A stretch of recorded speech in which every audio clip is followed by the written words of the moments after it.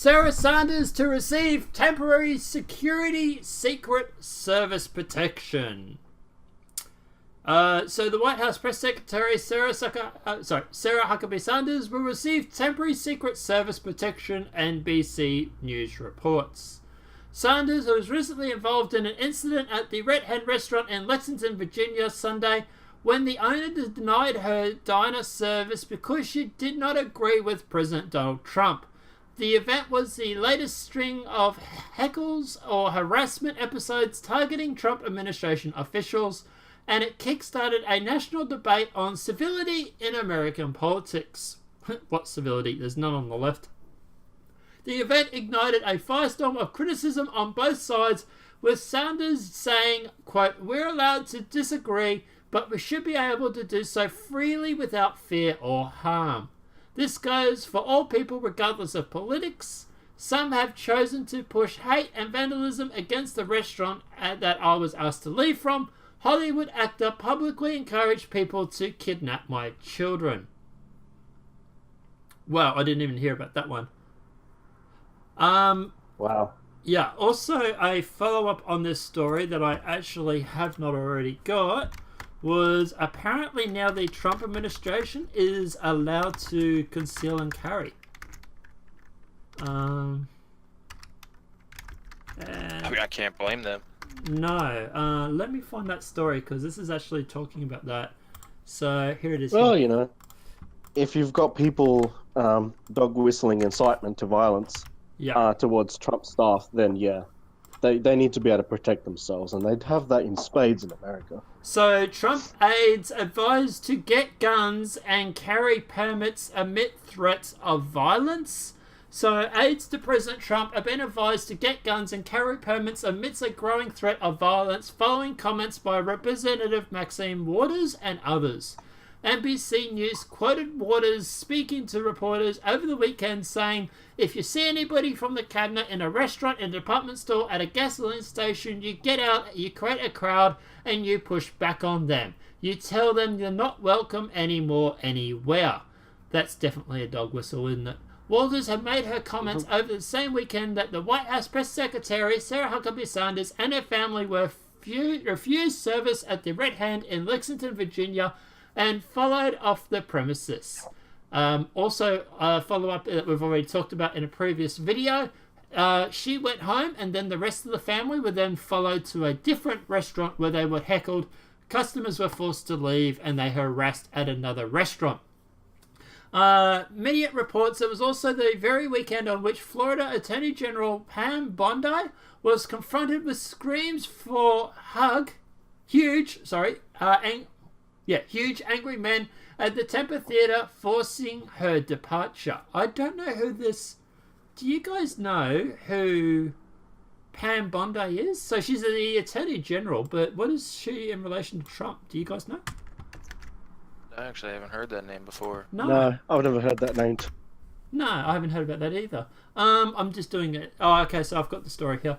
Now voices as desperate as actors James Wood, law professor John Buffus, I might be mispronouncing, and Crime Prevention Research Center John Lott are advising individuals in the left's crosshair to get a gun and conceal carry permits. So the Washington Examiner quoted Professor Brozovitz making a similar argument but addressing it more specifically to aides of Trump. So high-level officials in the Trump administration, especially if their faces are likely to be recognized by many in the public as a result of appearance on TV, might want to consider applying for a license to carry a concealed weapon in the District of Columbia and other states they frequent, in view of all call by Representative Maxine Waters for the public to absolutely harass the officials in public places and other recent events, including the increased danger they are in. Lorette observed they are similarly not enough police in DC or Virginia or Maryland to protect all the Trump officials in their homes, and when they go out to restaurants, getting a concealed handgun permit would be helpful to protect themselves and their family. Oh boy, this is going to go horribly, horribly wrong, isn't it? What does that say about the threat that they feel they may be under if they're being recommended that they carry firearms? Yeah. What does it say about the left? I can't believe this is what politics has come down to in America. Yeah, but look, Wow. at the end of the day, It's embarrassing. It really is embarrassing, the fact that you have people who don't agree with your political view who are now such a threat that you have to conceal carry. And to take it back a little bit, not to like defend the left at all, but like it is a business owner's right to refuse service. True. But like to follow them around to like other restaurants, Yep. That's not good. That's just ridiculous. Yeah, so that would actually, I would say that would actually be classed as stalking or harassment. The following part, I totally agree. The restaurant had every right to deny service to Sarah Huckabee Sanders and her family. I don't like it, I don't agree with it, but they had every right to do it. But it's also, it makes you wonder too, that these police officers, right, if they're having to go through and to deal with this sort of bullshit, how many murders, robbers, thieves, or whatever are getting away with stuff because the police are utterly distracted with this obviously rightfully so, but this high popularity, I'm getting that term wrong, but you know what I mean. But yeah, this high profile case, you know, like, that for every 2 or 3 cops that have gone to deal with the harassment of Sarah Huckabee Sanders, if the cops were called, that could be cops that are on the beat arresting someone for shoplifting. Or that's actually a very good point I never thought about. Yeah, or what if there's someone's house has been broken into at that same time, and the left are diverting resources away from the police department to deal with that, because they have to now go and babysit the left because they're carrying on like a bunch of spoilt children. I don't know. What do you think, Sat?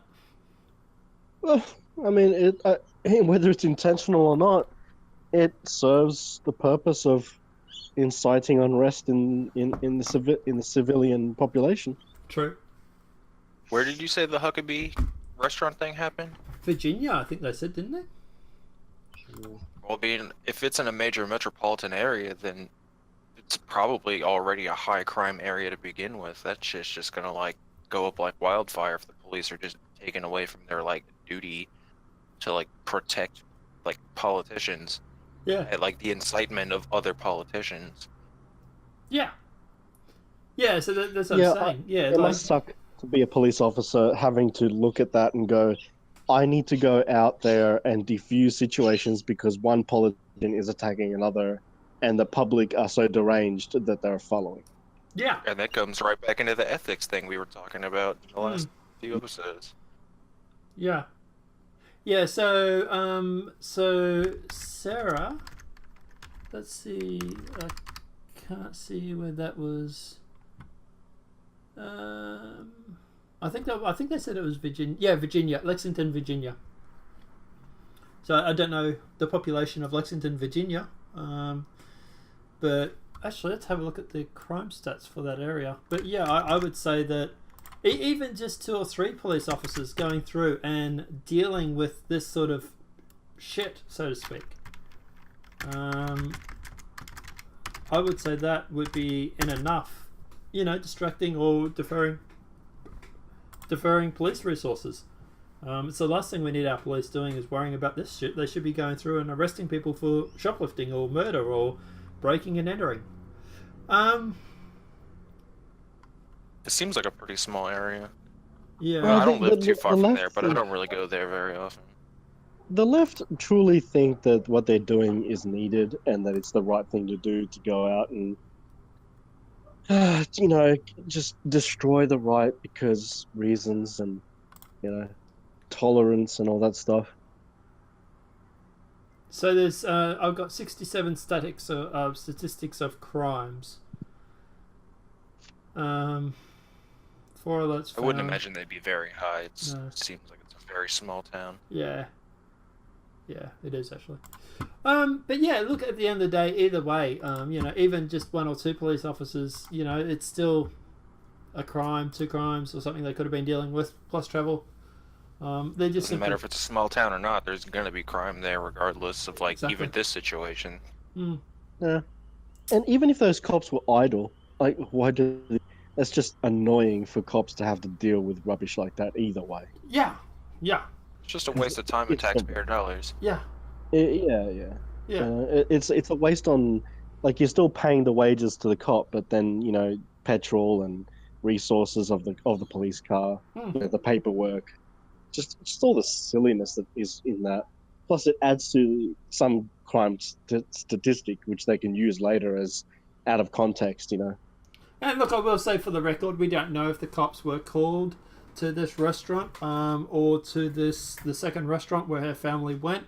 We're just simply improvising or just saying that if it was, then that would be a waste of taxpayers' money, resources, and police department. They'll take it out of context. They'll say that this crime or this event was caused by the right when really it was caused by them. They can do that too now. But yeah, and at the end of the day, obviously, if people are having to, I know what's going to happen. I can see this happening now. I don't want it to, but I can see what's happening. We're going to have someone on the left try and attack one of the Trump officials. And they are going to get shot because of it. And that is going to kick off, at the very least, riots. Or it would be the politician getting shot, which equally would probably cause a riot. Well, some would argue that's already happened. You look at who was that senator that was shot? Was it last year? Oh, I didn't hear about that. On the baseball field. He just recently came back to. He just recently played the first game of the.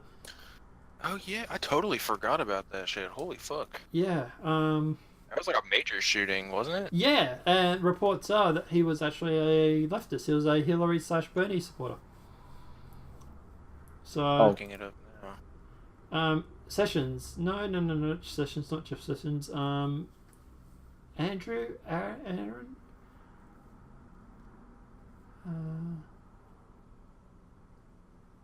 People in chat are probably screaming. Oh, when they watch this video, probably screaming it at us. But yeah. But what I was going to say was, they were basically going through and they were playing baseball. They were practicing for the annual White House baseball game, and he was with the Republicans, and the gunner turned up to the field and started opening fire on the senators and the Congress people and the people from Congress.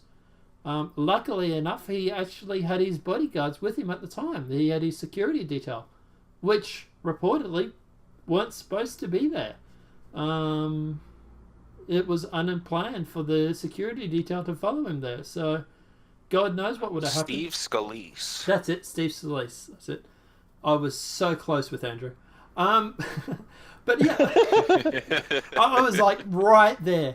But like I was going to say, but at the end of the day, if Steve Scalise hadn't had his team, his bodyguards or his security detail, God knows what would have happened. So yeah, it's not the first time politicians have been shot, and it's not unrealistic to say that, really. You just look at what's happening the past 12, 18, 2 years. But this is the pot is going to boil over. Yeah. It's not long now. No. Some will say, yay! Some will say, oh, no. It depends on what you want. But the thing is, the problem with it is that the people getting caught up that aren't amidst it's the innocent fodder that gets caught up in it. It's always going collateral to be damage. Yeah. The splash. There's always going to be splash damage. Yeah.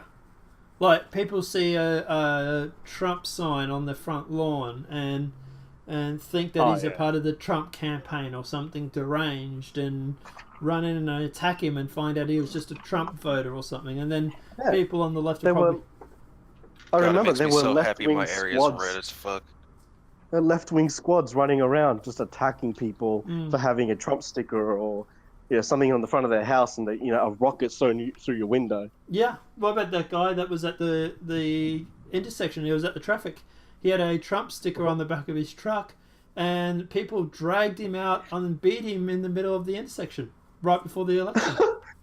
It just makes me so remember glad I live that. in a very red area. Like, during the election, there was a fucking deuce and a half parked out front of the courthouse with, like, a fucking 10 by 12 Trump banner. Nice. Anyway, we might wrap it up there, so... Guys, let us know what your thoughts are in the comment section below. Do you think it's a good idea that the actual White House staff get to conceal carry? Do you think that they'll be allowed to conceal carry in Washington, which is obviously something we never really talked about? Let us know what your thoughts are in the comment section below. If this video have been helpful, please smack a like. If you're new to the channel, welcome and subscribe. Apart from that, guys, I'll see you in the next demonetized video from YouTube. Have a great day and enjoy.